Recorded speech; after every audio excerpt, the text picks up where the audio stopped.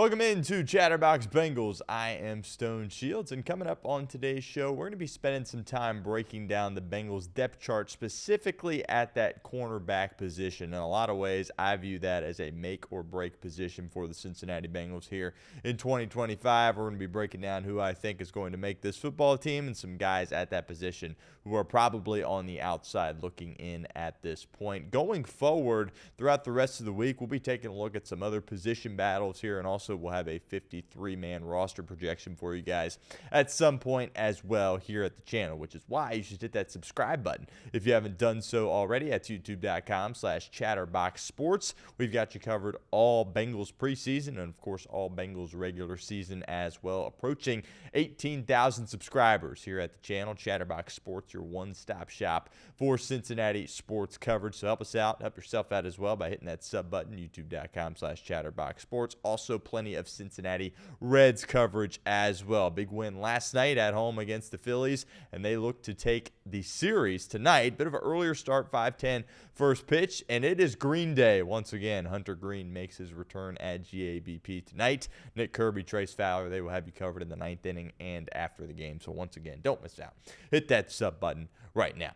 All right, so when I look at the cornerback spot for Cincinnati, I think they're going to take 6 guys, right? That's typically what this team has done at that position, and all 6 guys are going to be called upon to produce in some capacity this season. And the guys that are currently on the team right now but aren't going to be on the 53-man roster, and some of which will make the practice squad, those guys probably will be called upon at some point additionally. But let's start with the starters here, and I think there's 2 guys that are locks as far as starting for Cincinnati, and that is Dax Hill and Taylor-Britt. Dax Hill, the Bengals, of course, picked up his 5th-year option. He was having the best year of his career last year through, 4, 5, 6 games before he suffered that season-ending knee injury, and obviously that was very unfortunate, and I've always made the case that if Dax Hill plays the entirety of the season, you might just mess around and make the postseason, but obviously he only played a few games, was playing really good football, and it shows you how Cincinnati views him, right? He was a guy that came in as a safety, right? He had played corner in the past.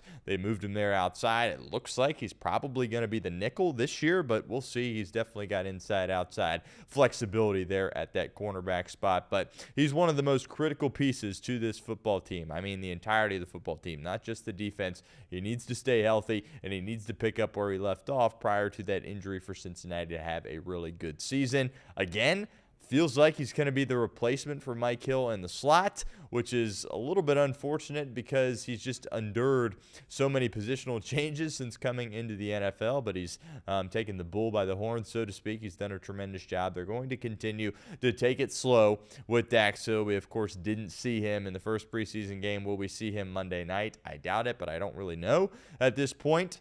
And he's going to be called upon to make a lot of plays for Al Golden's defense. He is the most important corner, one of the most important pieces, and he's your best corner on this football team as far as I am concerned. Now, Taylor-Britt, I think he's going to be shooed in as another starter, which is a little bit concerning, if we're being completely honest, right? A former high-end pick out of Nebraska kind of burst onto the scene there as a rookie, and I think a lot of us really were attached to what Taylor-Britt popped and showed on the football field, the flashes in which he showed. He flew around, he delivered some massive hits, and obviously the ball skills are out of this world. Even when he struggled last year, people remember that interception in week 2 against Patrick Mahomes, just acrobatic, going up with one hand and snatching it away from a Chiefs receiver. But he's going to have to be a lot better. He was benched several times last season, and the Bengals didn't really do anything as far as their cornerback room goes. They didn't draft anybody. You got one UDFA at that spot who we'll talk about later on in today's show, but you're kind of running it back with this same group under a new coach and coordinator, and Al Golden. You're kind of banking on him being able to get the most out of that group. Taylor-Britt, he's got to step up for this team. He's going to have opportunities, and I think he is locked in as a starter on this football team, and hopefully he shows significant improvement from last year to this year, and Al Golden's scheme can benefit him. But he is a lock to make this roster, and I also think he is a lock to be a starter week 1 against Cleveland as well.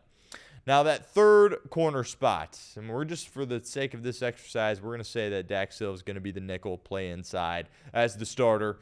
He'll bounce outside as well, but for the sake of this exercise, we're going to say he is that nickel spot. And the last starting spot comes down to a battle between two guys, and that is Josh Newton and DJ Turner II. Who has taken charge in this battle? I don't really know. It's been pretty even. And really, when you take a look at the entirety of this football team, I think that corner spot, similar to last year really, is really one of the only tough matchups. We'll spend more time talking about, other position battles, what have you later on. But, really, I think right guard, I think a lot of us thought it was going to be a big battle. It doesn't seem like it's really a big battle at this point. Kind of feels like it is Lucas Patrick's job to lose. And, I don't think that anyone else is really making a push for that starting spot. But back to the corners, I think really this is kind of the only starting position battle on this football team here at this point. Yeah, there's questions at tight end, what have you, but I think it is pretty tight between Josh Newton and DJ Turner II.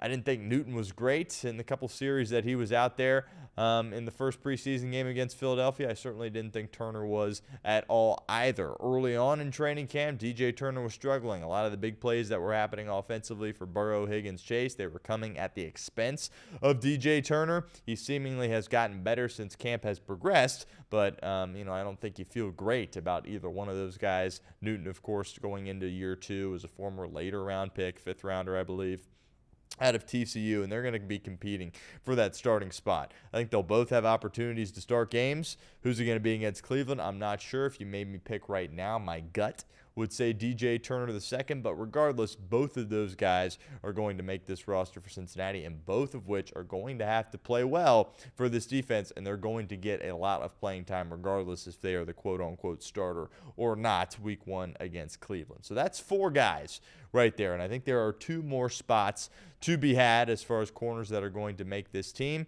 And then also you kind of have to evaluate this from a strategic perspective as well if you're the Cincinnati Bengals, because when you're going through this 53-man roster and you're trying to figure out who these last guys that are going to be to make the roster, you also got to understand that, okay, if you're barely going to make this roster, you're not going to be a guy that we're going to want to play a ton unless there is an injury. Could we perhaps not put you on the roster and you make your way to the practice squad, right? And we can keep you there. But, of course, you have to clear waivers in order for that to happen. And that's something we'll talk about at the tight end spot, and as it relates to Tanner Hudson. We'll kind of save that for a later video, but Hudson's a guy where it's like, well, if you don't put him on the roster, I'm not sure he's going to clear waivers. He might be picked up by a different team. Now, luckily for the Cincinnati Bengals, I think most of these guys, well, luckily or unluckily, however you want to spin it, I think a lot of the guys at the back end of this room currently right now are probably going to clear waivers, and you pretty much have your pick of the litter in terms of your guys that you want on your practice squad at that cornerback spot. That is just what my gut tells me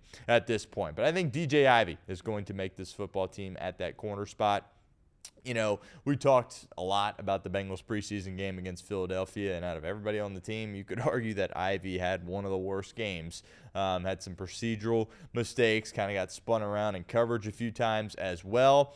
But I think it's really the traits of DJ Ivey that kind of set him apart. Also, certainly the special teams flexibility, something all these guys that aren't starters are going to have to do as well. But I think the Bengals really like the length of DJ Ivey. He is a really, really big corner that still has good speed.